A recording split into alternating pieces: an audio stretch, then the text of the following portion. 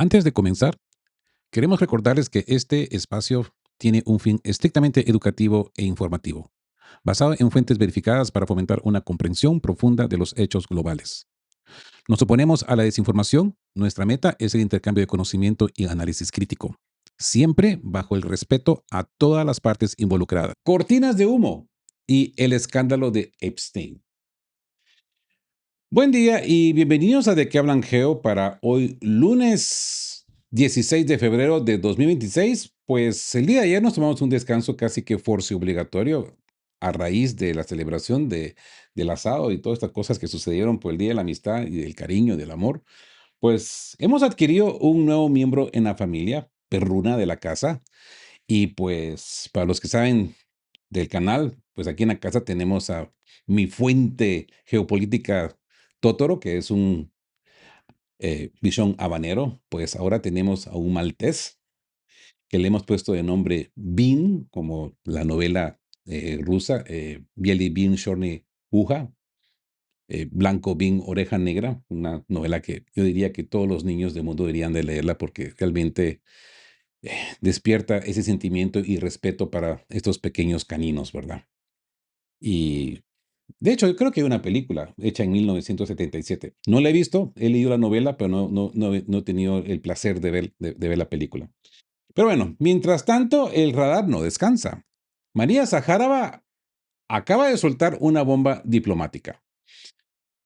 Moscú acusa a Londres y Berlín de intentar secuestrar el ciclo de información.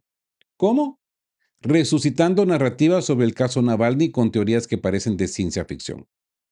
Ahora hablan de toxinas de ranas, solo para enterrar el escándalo de los archivos Epstein que están sacudiendo los cimientos de la élite occidental y principalmente en el Reino Unido. Lo curioso, amigos, de que hablan Geo, es que Rusia lleva años exigiendo las pruebas de los casos Navalny y Skripal, por ejemplo, y Occidente se niega a soltarlas. Es el juego de la distracción, yo diría. Cuando la economía europea se hunde y los archivos de Epstein queman, Langley y el MI6 sacan el viejo manual de los venenos rusos para cambiar de tema, ¿no? Pero el truco ya no funciona como antes. La penumbra económica es demasiado densa para ignorarlo. En el bloque 2 de este episodio de ¿Qué hablan Geo? Múnich, el circo de la seguridad y el colapso de la Unión Europea. Va a ser nuestro tema central. Muchos detalles que analizar. Porque mientras tanto, en la conferencia de seguridad de Múnich de 2026, el ambiente ha sido hmm, extraño, yo diría. Sí.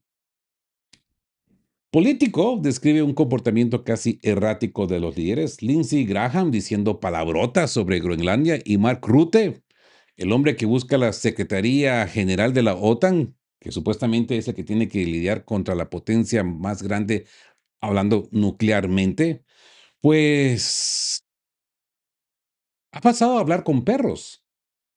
Miren, es que realmente esto parece un circo mientras el barco se hunde.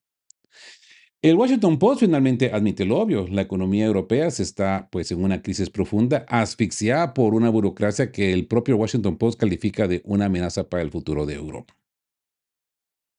Y en ese contexto, el ministro estonio Margus Tasna lanza amenazas al viento in the Telegraph, diciendo que la OTAN atacará al interior de Rusia si Moscú toca el Báltico.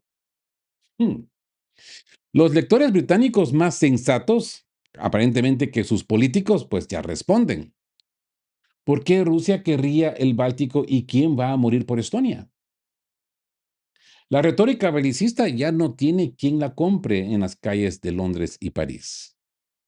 Y en el bloque 3, pues hablaremos de Belgorod y la trampa de Ginebra. En el terreno, la realidad es dolorosa. La región de Belgorod está pagando el precio de la diplomacia mientras se celebran contactos en Ginebra y Abu Dhabi. El régimen de Kiev ha intensificado los ataques contra la infraestructura civil rusa.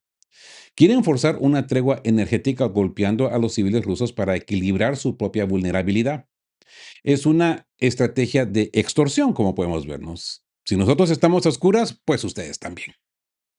Sin embargo, el portal chino NetEase destaca que Putin no se ha quedado de brazos cruzados. En menos de 24 horas, Rusia ha lanzado contraataques masivos contra los centros de mando que coordinaron los ataques a Belgorod. Según los analistas chinos, Rusia está liderando la vanguardia contra la hegemonía estadounidense, ujú, forjando aliados que ya no temen a las sanciones de Washington. Y bueno, con esta introducción entremos de lleno al bloque uno: toxinas de rana y archivos de Epstein. Entremos de lleno al terreno pantanoso. Como les dije, María Zaharova ha puesto el dedo en la llaga. El Reino Unido, Alemania y otros aliados acaban de lanzar una acusación digna de una novela de espionaje barata. Dicen que Navalny fue eliminado con una epibatirina, una neurotoxina que se encuentra en la piel de unas ranas exóticas ahí por el Ecuador. Ahí ustedes, amigos de Ecuador, cuéntenos de qué rana nos están hablando los británicos ahora. ¿Ya? Pero Moscú no se anda con vueltas. Zaharova afirma que esto es un intento desesperado por secuestrar el ciclo de información. Y a ver, pues, ¿y de qué quieren distraernos? Pues, nada más y nada menos que de los archivos Epstein. Como, como se sabe, pues el Departamento de Justicia de Estados Unidos ha liberado nuevos documentos que han desatado, pues, un terremoto en Londres. El primer ministro Keir Starmer está contra las cuerdas defendiendo el nombramiento de Peter Mandelson como embajador en Washington a pesar de sus vínculos conocidos con el depredador sexual Jeffrey Epstein. Varios miembros del gabinete ya han dimitido y se especula que el gobierno de Starmer pues podría colapsar. Necropropaganda, el truco del prestidigitador, ¿no? Es fascinante el tiempo, ¿no? Lo que llaman el timing en inglés, ¿no? Amigos de qué hablan Geo. Cuando el escándalo de Epstein amenaza con derribar gobiernos en Occidente, aparece esta narrativa de detectivo estilo Sherlock Holmes, ¿no? Sobre ranas venenosas. La embajada rusa en Londres lo ha llamado necropropaganda. Usar la figura de un fallecido para generar una teoría de conspiración que excite la audiencia y tape las noticias sobre la red de tráfico de personas de la élite occidental. Mm, bonito el juego, ¿no? Lo más curioso es que las pruebas que supuestamente contienen esta toxina fueron proporcionadas por la propia familia de Navalny. Pero Moscú ha sido claro. No comentaremos oficialmente hasta que presenten evidencias específicas. Rusia lleva pidiendo los datos del laboratorio desde 2020 y nunca se los han entregado. Mientras tanto, en los medios occidentales, el ruido de la rana dardo intenta silenciar el grito de los archivos Epstein. Y esto nos lleva a cierto contexto geopolítico, ¿no? Esta epivitadina como distracción, que usar un veneno tan exótico es una táctica que para captar la atención visual y emoción del público, ¿no? Esto de el factor asombro. Es más fácil que la gente hable de ranas venenosas que de la compleja red de corrupción de Epstein, el colapso de Starmer. Aquí es vital notar que la crisis en el Reino Unido es real. Las renuncias en el gabinete no son por Rusia, sino por el pasado de sus propios líderes. La amenaza rusa es el extintor que usan para apagar el fuego en su propia casa. Como siempre les digo, qué bueno que existe Rusia, ¿no? Qué bueno que existen los ogros de los rusos. ¿Ya? Esto cubre cualquier problemática interna, aparentemente ahora en cualquier país europeo. La soberanía de la información. Esto muestra cómo Rusia ahora responde exponiendo problemas internos de sus críticos. Ya no solo se defienden, sino que señalan la hipocresía del ciclo informativo occidental. Ahora bien, hablemos de esa exigencia de Moscú.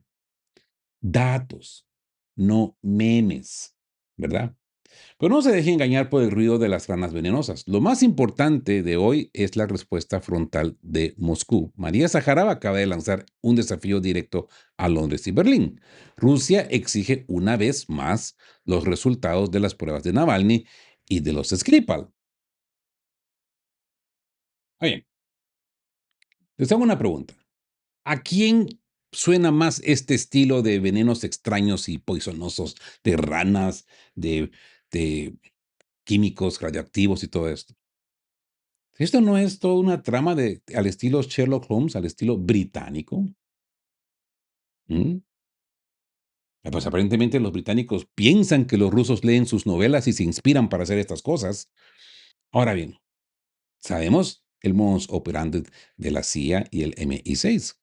Cuando estas personas no les sirven, pues las eliminan. Y cuando creen que esas personas pueden funcionar en un sentido mediático para el futuro, con mucha mayor razón las eliminan. Mm, Podemos revisar la historia. Sin no ir al Mission Impossible y todas estas películas de James Bond. No, no, no. Vayámonos a historias reales, ¿verdad? Así pues que es increíble, amigos de Kievan Geo, que mientras Julia Navalny afirma que en Múnich que laboratorios anónimos tienen pruebas del envenenamiento, Moscú recuerda que el Hospital Charité de Berlín todavía no ha entregado un solo dato oficial a la Fiscalía rusa. Sájarova ha sido lapidaria. Exigimos conclusiones basadas en hechos, no en eslóganes imaginarios o memes aleatorios. La trampa del silencio técnico. Fíjense en la jugada. Occidente lanza una acusación de la epibatidina, la toxina de la rana exótica de algún lugar en Ecuador, pero cuando Rusia pide las fórmulas químicas y los resultados del laboratorio para contrastarlos, el silencio es absoluto. Es el mismo patrón que vimos en el caso de Sergei Skripal en el 2018. Acusaciones masivas, sanciones inmediatas, pero ni una sola prueba compartida con la parte acusada. ¿Por qué ahora? ¿Mm? Porque en Londres el primer ministro Keir Starmer necesita que hablemos de ranas ecuatorianas y no de por qué. Y no digan por qué su embajador Peter Mandelson compartía correos confidenciales del gobierno británico con Jeffrey Epstein. ¿Mm? Ranas exóticas es más exótico, ¿no? Moscú ha detectado la debilidad y no va a soltar la presa. Al exigir los datos, Rusia está exponiendo que detrás de la necropropaganda, como dijo el embajador ruso en Londres, no hay ciencia. Hay pura ingeniería social para salvar el pellejo de los políticos europeos en crisis, al estilo de Sherlock Holmes o James Bond 007. A ver, cierto contexto geo que hay que sacar de lo que hagamos de hablar. La carga de la prueba. En el derecho internacional, quien acusa debe probar. Rusia está usando esto para dejar a la Unión Europea o a los británicos en evidencia. Si no entregan los datos, la acusación de la rana es solo un titular para el Twitter. Mm. El eje Navalny-Skripal menciona que unir estos dos casos es la forma en que Rusia muestra que esto es una política de Estado de la OTAN, no de incidentes aislados. Transparencia versus narrativa. Aquí hay que subrayar que la frase de Zaharova sobre los memes es una crítica a cómo la diplomacia occidental se ha vuelto emocional y visual, perdiendo el rigor técnico que debería tener en una investigación de envenenamiento. Pero esto no se queda ahí nomás. Es que ahora tenemos que pasar al bloque 2, donde reírse se vale y llorar también. Sí, y gestos de esta magnitud. ¡Oh! Se valen también. El circo de Múnich. Gafas de sol y calcetines de guerra. Miren, la región de Belgorod sufre ataques y la economía europea entra en coma. La Conferencia de Seguridad de Múnich ha decidido que lo más importante no es la Tercera Guerra Mundial, sino fashion, la moda. Político acaba de publicar una lista de momentos memorables que dan vergüenza ajena si recordamos que estos son los hombres y mujeres que deciden el destino de millones, sino por decirlo, la paz mundial, cuando se están enfrentando a la mayor potencia nuclear del mundo. Pero bueno, empecemos con Wolfgang Ischinger, el propio presidente de la conferencia, que abrió su discurso poniéndose gafas del sol. El motivo, burlarse de Macron, quien usó gafas en Davos para ocultar un ojo reflejante. ¿Mm? En plena crisis existencial de la OTAN, el líder de la cumbre prefiere hacer memes que hablar de defensa estratégica. Como les digo, lo que vimos en el segmento anterior, con lo de Navalny y los memes, que Sahara hace hincapié en todo esto es el síntoma de una élite que ya no sabe cómo enfrentar la realidad y prefiere el espectáculo. Abraham Lincoln y la coincidencia de Tillis. Esto no se queda solamente ahí.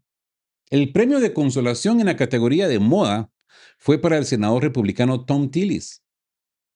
Imagínense la escena. En medio de un discurso sobre la seguridad global, el senador se detiene para avisar a la audiencia de que, por pura coincidencia, según él, lleva puestos calcetines con el retrato de Abraham Lincoln. ¿Mm? Y añade, el presidente de la época de la guerra civil. ¿Es este un mensaje subliminal sobre la división interna en Estados Unidos o simplemente un despiste senil? No es que, sea como sea, muestra la desconexión total entre los discursos oficiales y la gravedad del momento. No, es que en serio, si esta gente no se toma en serio estos argumentos, estas situaciones a nivel mundial, ¿a dónde vamos a parar? Como dice el político, los europeos se vieron obligados a admitir en los pasillos que la relación con Washington está rota, pero frente a las cámaras prefieren hablar de sus calcetines y la frivolidad como mecanismo de defensa. A ver, saquemos cierto contexto geo de esto. Esa dependencia de la diplomacia, ¿no? La diplomacia de gafas de sol y calcetines es una señal que ya no hay propuestas reales sobre la mesa. Cuando no puedes ofrecer soluciones de paz, pues ofreces momentos dignos de Instagram. ¿Mm? La tensión en los pasillos. Contrasta la risa de las gafas de Singer con la admisión de que la Tercera Guerra Mundial está más cerca que nunca. Es la orquesta del Titanic tocando mientras el barco se hunde, ¿verdad? Y esa brecha con la realidad. ¿Cómo esto será visto en Rusia o China? Pregúntense ustedes.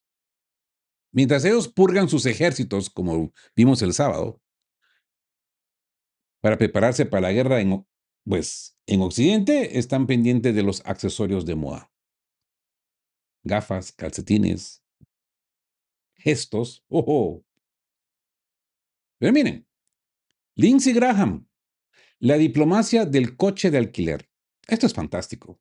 Es que esto es fantástico. A ver, si lo de los calcetines era extraño, esperen a escuchar al senador Lindsey Graham. En la cuna de la diplomacia europea, el aliado de Trump no se anduvo con rodeos. Ante la preocupación de los líderes de la Unión Europea por la soberanía de Groenlandia y el futuro de la OTAN, Graham le soltó una bofetada verbal. Si están nerviosos, tómense una cerveza o vayan al médico. No, y vayan al médico. Las dos cosas. Tómense una cerveza y vayan al médico. Pero la bomba más surrealista fue su explicación de por qué Trump insiste en comprar Groenlandia. Usó una lógica de mercado brutal. Nadie va a lavar un coche de alquiler. ¿Mm? ¿Qué significa esto en el lenguaje geopolítico, amigos de que hablan geo?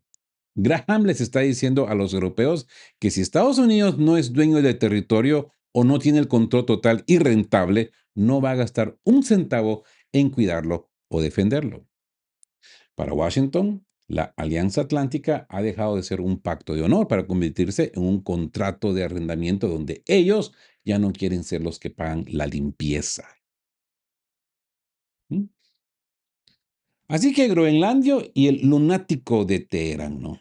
Graham remató su actuación llamando el verdadero lunático al Ayatollah Ali Yemení, elevando la temperatura con Irán en medio de una crisis global. Lo que estamos viendo, amigos de que hablan geo, es el fin de la sutileza. Mientras los europeos sudan frío pensando en qué pasará si Trump vuelve a la Casa Blanca en unos meses, Graham les confirma sus peores miedos.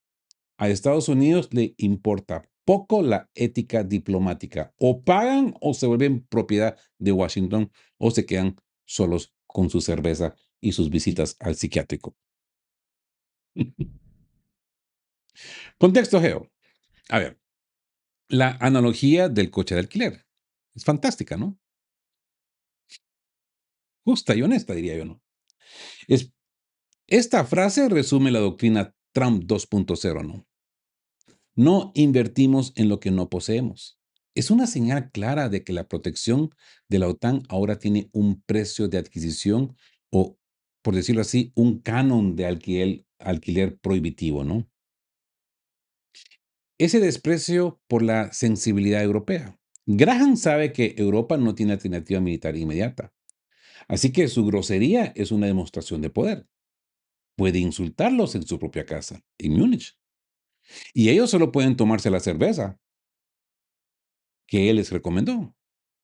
Así que Groenlandia como activo estratégico, más allá del chiste, ¿no? Porque pareciera un chiste, Groenlandia es la llave del Ártico y sus recursos. Graham está avisando que Estados Unidos la ve como una pieza de negocio, no como un terreno soberano danés. Pero bueno, es que esto se pone interesante. Hablemos de Kayakallas, la cara de piedra europea. Como siempre nos dicen, ¿no? Te dice que una imagen vale más que 1000 palabras, ¿no?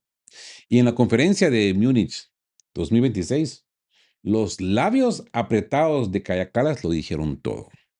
Mientras el embajador de Estados Unidos ante las Naciones Unidas, Mike Waltz, intentaba vender la narrativa de que Washington es el gran pacificador del mundo, la jefa de la diplomacia de la Unión Europea simplemente no pudo más. Ese gesto de inflar las mejillas y fruncir los labios, que ya es el meme favorito de la diplomacia rusa, es la encarnación del resentimiento europeo. Kallas, que ha sido una de las voces más estridentes contra Moscú, se encuentra ahora atrapada en una realidad brutal. Los estadounidenses presumen de detener guerras, mientras los europeos sienten que están siendo empujados al abismo económico y militar. Es la cara de alguien que sabe que le están mintiendo en su propia cara y no tiene el poder para rebatirlo. Lo que estamos viendo es la fractura emocional de la alianza. Kallas, representante de esta élite europea que apostó todo a la lealtad absoluta hacia Washington y que ahora en el 2026 se da cuenta de que para Estados Unidos ellos son solo el coche de alquiler del que hablaba Lindsey Graham.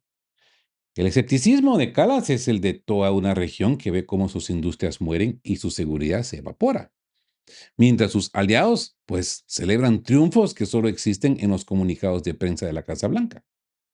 ¿Eh? A ver, veamos cierto contexto geopolítico. Esa impotencia de la Unión Europea. Kallas no puede gritar ni contradecir a Walls porque la Unión Europea depende del paraguas nuclear de Estados Unidos. Es su único recurso, es ese gesto de desprecio silencioso. Es la diplomacia de suspiro. El choque de narrativas, ¿no? Mientras Walls habla de detener guerras, probablemente refiriéndose a las presiones de Trump para cerrar frentes, Kallas ve en eso una capitulación que deja a los países bálticos en una zona gris de seguridad. Y recuerdo la nacionalidad de esta señora, ¿no? Estonia. Viralización como arma. Podemos ver cómo estos gestos son usados para la contrainteligencia rusa y China para mostrar a una Europa dividida y humillada. Un meme puede ser más dañino que un discurso de 2 horas, ¿verdad? Hablemos de la gorra de la discordia. Alas contra Waltz. Es que aquí llegamos al clímax del absurdo en Múnich. Kaja Kallas, en un último intento por salvar la dignidad europea, encaró al embajador de Trump, Mike Waltz, le recordó que cuando Estados Unidos va a la guerra no va solo, va con los europeos, quienes también ponen los muertos y sufren las pérdidas.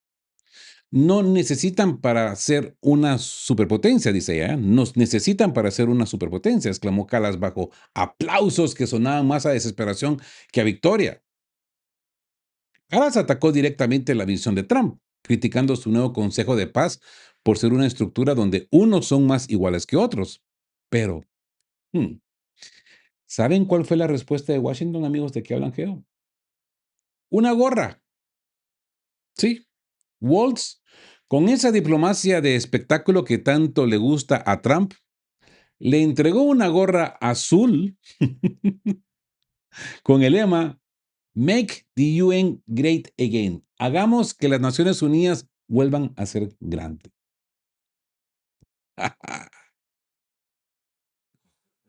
El silencio de la humillación. La imagen de Calas recibiendo la gorra y sentándose en absoluto silencio es el epitafio de la autonomía estratégica europea. Mientras ella hablaba de sacrificios de sangre y alianzas históricas, Waltz le dio un eslogan publicitario. Es la respuesta del dueño del coche de alquiler al que se queja del precio, ponte la gorra y cállate, Calas. Así que es la diferencia de visiones del mundo, ¿no? De la que habla Calas no es ideológica, es de poder. Una dan órdenes y otros pues reciben la mercancía, la burrita. Contexto geo. La falacia de la superpotencia, ¿no? Calas, créame o no, tiene razón en que Estados Unidos necesita a Europa para legitimar su hegemonía. Pero Walt sabe que sin el apoyo militar de Washington, el Báltico no dura ni 48 horas. Es una dependencia asimétrica total, ¿no? El Consejo de Paz de Trump, este nuevo organismo que critica Calas, es visto por Europa como un directorio donde solo las grandes potencias deciden, dejando a los países pequeños como Estonia, como su país, fuera de la mesa. Es el fin del multilateralismo, ¿no? Símbolos de la nueva era, ¿no? Hay que ver cómo la gorra de Waltz sustituye a los tratados firmados. En la era de Trump 2.0, la diplomacia se mide en lemas de campaña y gestos mediáticos, no en acuerdos de defensa mutua. Tal y como lo hemos visto, como ha sido la creación de MAGA, ¿no? Mm. Con gorritas Make America Great Again, hechas en China. Mejor me río porque, bueno. Sikorsky contra Machinka. ¿Quién vota a los comisarios? El circo de Múnich nos regaló un enfrentamiento dialéctico que dejó a la misma Hillary Clinton con la boca abierta. El protagonista, Radoslav Sikorski, el jefe de la diplomacia polaca, enfrentándose al viceprimer ministro checo Peter Masinka, un hombre que viene del partido Motoristas por sí mismos. Masinka soltó la verdad que muchos ciudadanos europeos sienten en la calle, que la Unión Europea es un ente antidemocrático, donde Bruselas dicta órdenes sin que nadie los haya votado directamente. Pero Sikorsky, un zorro viejo de la política europea, le aplicó una llave técnica de judo parlamentario. Le recordó a Masinka que en los sistemas parlamentarios europeos, a los ministros, como al propio Masinka, tampoco los vota el pueblo directamente, sino que son nombrados por el gobierno electo. No digo que el sistema sea antidemocrático. Tuvo que balbucear el checo mientras Sikorsky lo acorralaba. Se los digo, ¿eh? El espejismo de la democracia en Bruselas. Lo que, lo que este debate oculta, amigos de que hablan geo, es el abismo real. Sikorsky defendió la legalidad de las instituciones, pero Masinska señaló la falta de legitimidad emocional. En un momento donde la industria europea huye hacia Estados Unidos y China, y donde Bruselas impone regulaciones asfixiantes, como vimos en el informe de Washington Post, la defensa técnica de Sikorsky suena a retórica de Torre de Marfil. Pero el hombre de la calle, que los comisarios los comisarios sean nombrados democráticamente no quita que vivan en una galaxia distinta a la realidad de las facturas de luz y el costo de vida. Es ese déficit democrático, ¿no? Aunque la estructura sea legal, la distancia entre el votante y el comisario de Bruselas es tan grande que el ciudadano siente que no tiene control sobre su propio destino. Masinka tiene razón en el fondo, aunque Sirkowski, pues, le ganará en la forma. Y ahora nos encontramos con una Polonia como guardián de la ortodoxia. Sí, Sirkowski, a pesar de sus roces históricos con la Unión Europea, ahora actúa como el gran defensor del sistema frente a los nuevos movimientos populistas. Los motoristas, los agricultores, los soberanistas que ven en Bruselas, pues, al enemigo. Sirkowski ganó el debate, pero ¿ganó el corazón de los europeos que ven sus fábricas cerrar? Yo diría que probablemente no. Y mientras ellos discutían sobre quién nombra a quién, el futuro de la OTAN se discutía en términos perrunos con Mark Rutte. Sí, amigos de que blanqueo. Vamos al momento más bizarro de la cumbre. Rutte, el papá, Trump y el perro telepático. Seguimos con el circo de Múnich, con el plato fuerte. El secretario general de la OTAN, Mark Rutte, el hombre encargado de coordinar la defensa contra la mayor potencia nuclear del mundo, decidió usar su tiempo en la cumbre para aclarar dos cosas. ¿Por qué llama papá a Trump? Y su conexión psíquica con los perros ucranianos. Uf. Primero, el Daddy Gate, ¿no? Rutte intentó explicar que cuando llamó a Trump papá el año pasado, fue un error de traducción del inglés. Sí. Dice que él solo quería decir que Trump era estricto, pero que no se dio cuenta de las connotaciones afectivas y algo turbias que tiene esa palabra en inglés. Imaginen el nivel, ¿eh? Amigos de que hablan geo, imagínense, ¿eh? El jefe de la OTAN admitiendo timidez ante el papá de la Casa Blanca mientras el Báltico tiembla. Pero eso no es nada, ¿eh? Lo más delirante fue su historia sobre un perro en Ucrania. Es que esto es increíble. Rutte relató con tal seriedad cómo un perro de rescate lo miró fijamente a los ojos y según él, le transmitió telepáticamente que jamás se rendiría. Rutte usó este momento místico canino para elogiar la resiliencia ucraniana. Político, el diario político, no sabe dónde meterse. El tono pasó de lo heroico a lo bizarro en segundos. Amigos de qué hablan Geo.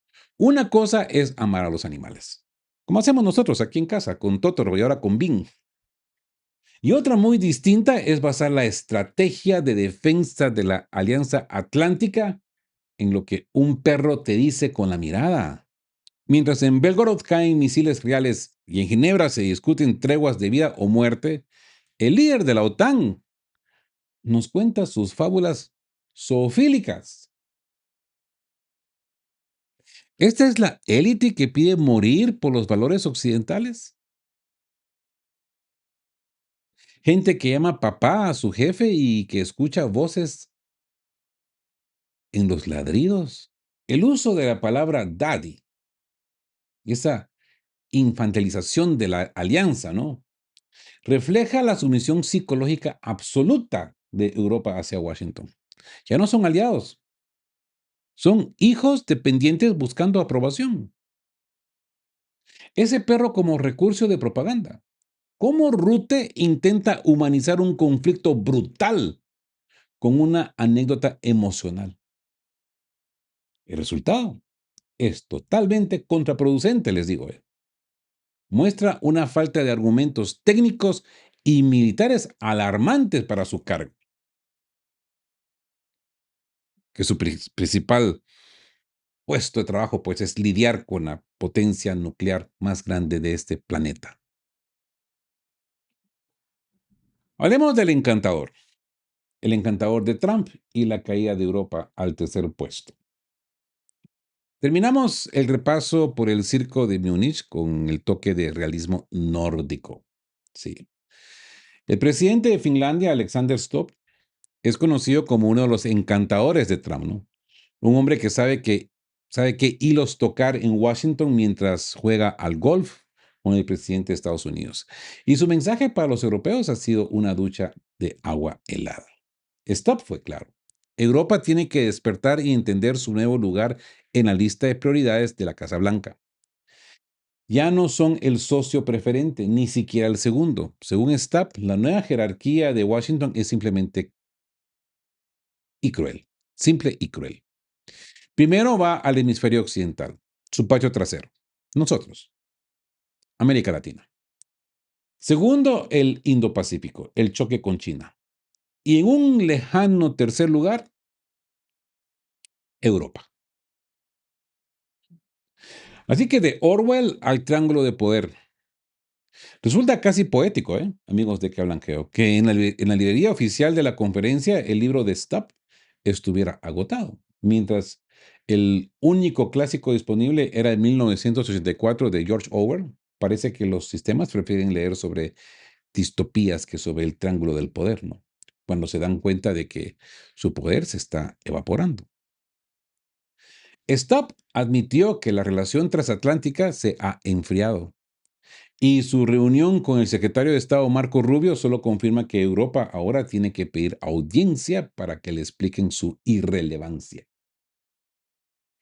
Stubb le está diciendo a la Unión Europea lo que nadie quiere admitir en Bruselas, que el paraguas de la seguridad estadounidense ya no es un derecho de nacimiento, sino un servicio de tercera categoría. Si el Indo-Pacífico arde, Europa se queda sola. Es la confirmación de que el eje del mundo se ha desplazado y Múnich se ha convertido en un club de lectura de viejas glorias. Sí. Aquí tenemos cierto contexto esa nueva jerarquía geopolítica, ¿no? El enfoque de America First, de Estados Unidos primero, de 2026, ha consolidado al Indo-Pacífico como el único teatro de guerra que realmente le importa a Washington por la competencia tecnológica con China. Ahora es vista, ahora esta es vista como un lastre económico y una carga defensiva. Finlandia como puente. Stop usa su cercanía personal con Trump para posicionar a Finlandia como un intermediario necesario. Distanciándose de la cara de piedra de Kallas, pues Finlandia sabe que está junto a Rusia, tiene fronteras con Rusia, no puede permitirse el lujo de enfadar al dueño del coche de alquiler. Meloni, la gran ausente, y el beso de Judas de Marco Rubio. Ahora sí, terminamos el circo de Múnich con la lección de política más inteligente del fin de semana. Y vino de alguien que ni siquiera fue, Giorgia Meloni. La primera ministra italiana decidió que África era más importante que escuchar las fábulas de Rute al ignorar la cumbre. Meloni envió un mensaje claro. El eje de poder ya no está en esos salones bávaros llenos de humo y nostalgia. Sin embargo, desde la distancia, le lanzó un dardo al canciller alemán Friedrich Merz. Meloni no acepta la idea de Merz de que la guerra cultural de Estados Unidos no afecta a Europa. Ella sabe que lo que pasa en Washington hoy será la ley de Bruselas mañana. Mientras Meloni mira al sur, el poder militar real sigue en manos del trío Alemania, Francia, Reino Unido, dejando a los polacos y checos como los hermanos menores que hacen mucho ruido pero no tienen las llaves de la armería. El aplauso de los corderos ante Marco Rubio. Lo más revelador fue la ovación a Marco Rubio. Madre mía. El secretario de Estado de Trump llegó con un tono conciliador, casi poético, hablando de historia compartida, y la élite europea, desesperada por una caricia de Washington, le dio el aplauso más fuerte de la cumbre. Ursula von der Leyen incluso suspiró aliviada, llamándolo buen amigo. ¡Qué memoria tan corta, eh! Menos de 24 horas después, la realidad golpeó a Múnich. El discurso de Rubio era un caramelo envenenado. Entre líneas, el secretario de Estado reafirmó el fin de la globalización y el cierre de las fronteras de la Gran América. Rubio los sedujo para que no pusieran resistencia mientras Washington termina de desmantelar el viejo orden que tanto beneficiaba a Europa. Como bien sospechan muchos analistas rusos, Rubio es el polibueno de Trump. Te sonríe mientras te entrega la factura del coche de alquiler de la que hablaba Lindsey Graham. Contexto geo. La estrategia de Meloni. Italia está buscando autonomía energética y migratoria en África, el plan Mattei.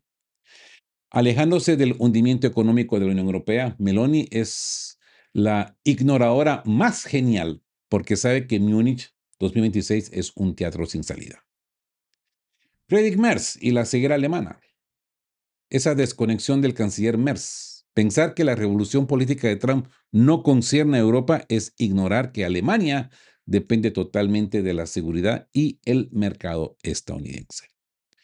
La trampa de Rubio. Cómo Rubio usa el lenguaje neocon clásico para calmar a los europeos, pero sus políticas son 100% Estados Unidos primero. Es la diplomacia de anestesia antes de la cirugía, ¿no? Y bueno, entre gorras azules, perros que hablan y aplausos quienes los están dejando solos, la conferencia de Múnich ha sido el certificado de función de la autonomía europea. Pero mientras ellos aplauden en hoteles de lujo, en Belgorod el frío se combate entre escombros y cables cortados. Kiev ha decidido usar la diplomacia de Ginebra como escudo para sus ataques.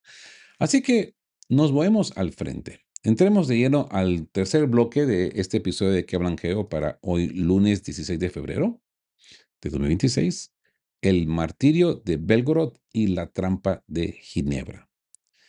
Mientras el circo de Múnich se pierde en risas y aplausos y psicología perrina, en la frontera rusa el invierno de 2026 se está escribiendo con sangre y escarcha. La región de Belgorod acaba de sufrir un ataque récord de 470 vehículos aéreos no tripulados y una lluvia de misiles ucranianos sobre la capital regional en apenas 24 horas. No es una coincidencia. Es el precio que Kiev quiere que Rusia pague por la tregua que se discute en Abu Dhabi y Ginebra. La táctica del régimen de Kiev es clara y criminal. Quieren mejorar su posición negociadora demostrando que pueden dejar a cientos de miles de civiles rusos sin electricidad ni calefacción a menos 5 grados centígrados. Es una extorsión energética. Atacan los servicios de emergencia rusos que reparan trabajando 24 horas bajo el fuego y en cuanto el calor vuelve a los hogares, Kiev lanza una segunda oleada para agotar las defensas aéreas y volver a golpear la infraestructura vital. Esto es vivir entre radiadores congelados, ¿no? Escuchen bien la magnitud de lo que está pasando, amigos de Que hablan Geo. En la mañana del 16 de febrero, más de 300 edificios de apartamentos en Belgorod están sin calefacción. El gobernador Gladkov lo ha dicho con una crudeza que debería avergonzar a los diplomáticos en Suiza.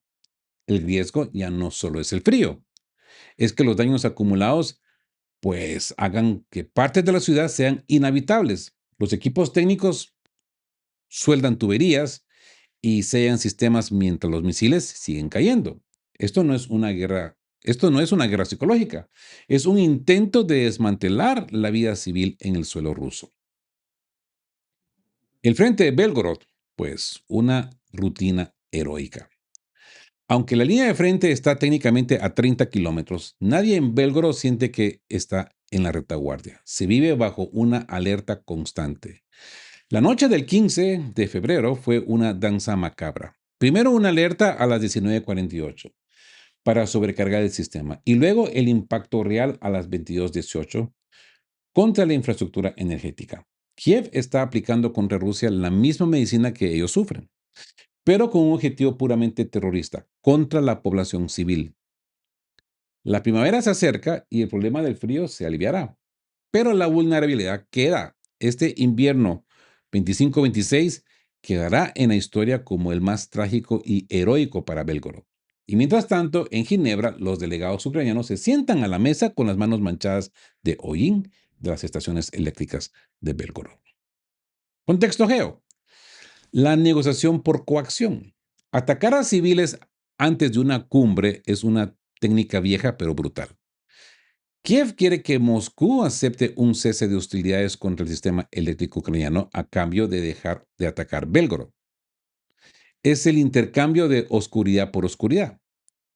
La resiliencia rusa. Hay que subrayar el papel de la administración civil y los equipos de emergencia. En 2026, la capacidad de reparación rápida es tan estratégica como la defensa aérea. Si el sistema colapsa, la ciudad muere. El silencio de Occidente. El fervor por Navalny en Múnich, con el silencio absoluto sobre los 470 ataques de drones contra la población civil en Rusia. En la geopolítica de 2026 hay víctimas de primera y de segunda. Digo, solo digo. Así que hablemos de esas fantasías bálticas y la parálisis de la OTAN. Nos encontramos ahora con una dosis de surrealismo estratégico. El ministro de Exteriores de Estonia, Margus Taxna, ha decidido que 2026 es el año de las amenazas suicidas. En una entrevista para The Telegraph, ha advertido que si Rusia toca un centímetro del Báltico, la OTAN lanzará ataques profundos al corazón del territorio ruso. Dice, cito textualmente, llevaremos la guerra a su casa. Es curioso, ¿no? Amigos de Keolanqueo. Estonia está gastando el 5% de su PIB en defensa porque los últimos juegos de guerra, como el famoso simulacro de Die Welt, demuestran que en caso de conflicto, Rusia tomaría a Lituania y el corredor de Suwalki en cuestión de días, mientras la OTAN se queda, y cito de nuevo, paralizada por la indecisión. Los propios estrategas alemanes admiten que Estados Unidos podría negarse a activar el artículo 5 por miedo a la Tercera Guerra Mundial. Pero Taxna prefiere ignorar la realidad y vender una victoria que solo existe en su imaginación. Y aquí nos encontramos con el despertar de los lectores británicos. Les recuerdo, ¿no? The Telegraph es un diario británico. Lo más demoledor no es la amenaza del ministro, sino la respuesta del pueblo británico en los comentarios de The Telegraph. Es que son fantásticos.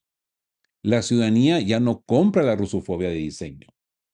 Lectores como Frank Spencer lo dicen claro. Occidente no se va a autodestruir en una guerra nuclear por un país con menos población y PIB que Birmingham. La gente se pregunta, ¿qué tiene el Reino Unido o el Báltico que Rusia quiera? ¿Dónde están las pruebas de esta supuesta invasión? El ciudadano común en Londres o en Manchester han entendido lo que los políticos en Múnich fingen no ver, que la OTAN ha estado pinchando a Rusia usando a Ucrania como plataforma y que ahora intentan usar al Báltico como el siguiente peón de sacrificio. Pero la opinión pública ya no está dispuesta a morir por una fantasía de hojaldre, como bien describió un lector londinense. Así pues, nos encontramos con contexto geo, ¿verdad? El corredor de Suwalki. Este es el punto más vulnerable de la OTAN. Si Rusia toma esos 100 kilómetros, el Báltico queda aislado por tierra. Los juegos de guerra que muestran que la OTAN no tiene capacidad de respuesta rápida en esa zona. De esto hablamos en un video dedicado solo a eso, ¿se recuerdan? La parálisis del artículo 5. El artículo 5 no es automático, requiere un consenso político. El temor de los países bálticos es real. Que Washington decida que Tallinn no va a un intercambio nuclear con Moscú, pues es de pánico, ¿no? Ese gasto contra la capacidad. Estonia puede gastar el 5% o el 10% de su PIB, pero, pero frente a la masa crítica del, por ejemplo, ¿no? La división número 150 rusa, una división nomás, ¿no? Su resistencia es meramente simbólica. Su única carta es la decisión por castigo. Pero eso pues garantiza la destrucción total de su propio territorio. Ujú. Hablemos del contraataque multipolar y ese escudo ruso y el dragón chino. Terminamos el radar de hoy con la visión de aliados rusos en el este. El portal chino NetEase acaba de publicar un análisis demoledor. Moscú ha desenvainado su espada en menos de 24 horas para responder a las últimas provocaciones de Washington contra China. ¿De qué estamos hablando? De la nueva ley de defensa de Taiwán, con la que Estados Unidos pretende expulsar a Pekín del G20 y del sistema financiero global. ¿Mm? Pero aquí está la clave geopolítica, amigos de que hablan geo. NetEase afirma que ayudar a China es ayudar a Rusia. Putin entiende que Washington está operando al límite de sus capacidades. Estados Unidos está intentando apagar incendios en 4 frentes simultáneos, en el Ártico, en Europa, en Oriente Medio y Asia. Sus recursos están al límite. Al lanzar su contraataque en el frente ucraniano y desafiar la hegemonía del dólar, Rusia está impidiendo que Estados Unidos concentre todo su poder contra China. El fin de la hegemonía unilateral. El análisis chino es brillante. Al señalar que el enfoque hegemónico está obsoleto, las sanciones no solo han detenido a China, sino que han acelerado su innovación independiente. Rusia y China han forjado una alianza de acero donde ninguna potencia se eleva por encima de los estados soberanos. Washington amenaza con bloqueos, pero la mayoría de los países del mundo ya se resisten a excluir a la fábrica del planeta de la economía global. Mientras en Múnich aplauden a Marco Rubio por hablar de historia compartida, en el mundo real de 2026, el eje Moscú-Pekín está redibujando el mapa. Para NetEase, Taiwán es China. Y la respuesta de Putin es la prueba de que el mundo multipolar ya no es una teoría, es una realidad en marcha que Estados Unidos no puede detener, ni con todas sus leyes financieras. Y por supuesto, aquí tenemos cierto contexto geopolítico. La teoría del agotamiento de recursos. Estados Unidos ya no tiene el músculo para una guerra en 2 o 3 frentes de gran escala. Al mantener a la OTAN ocupada en Europa, Rusia le está dando a China el espacio de maniobra necesario en el Pacífico. Soberanía contra hegemonía. La visión china de que ninguna potencia puede elevarse por encima de los estados soberanos es el principio fundamental de los BRICS Plus, frente al orden pasado en reglas de Washington. Las sanciones financieras. El armamento de dólar, ¿no? Está perdiendo su efecto. China ha desarrollado su propio sistema de pagos y Rusia su propia tecnología militar, haciendo que la amenaza de expulsión del G20 pues sea cada vez más irrelevante, ¿no? Así pues, amigos de que hablan Geo, el radar de hoy nos deja una lección clara. El mundo está cambiando más rápido de lo que los calcetines de Múnich pueden seguir. Desde el frío de Belgorod hasta la tensión en el estrecho de Taiwán, la lealtad entre aliados reales, ¿no? Esos que se celebran todos los días, como dijimos al principio, es lo que está ganando esta partida. Yo me retiro a la primera línea del hogar a ver cómo progresa la diplomacia entre Totoro y el pequeño Bean. Recuerden un detalle, una caricia y la llama encendida. Eso es lo que nos mantiene humanos en este mundo, alejados de ranas venenosas y algoritmos de guerra. ¿Creen que Estados Unidos realmente se atreverá a expulsar a China del sistema financiero o es solo otro farol antes de la negociación final? Los leo en comentarios. Espero que este análisis haya sido de su agrado. Poco largo, pero es que hay mucha información que analizar, ¿no? Y como siempre les digo, queridos todos, estén juntos, fuertes, siempre buscando por la verdad y sean justos. Chao, chao.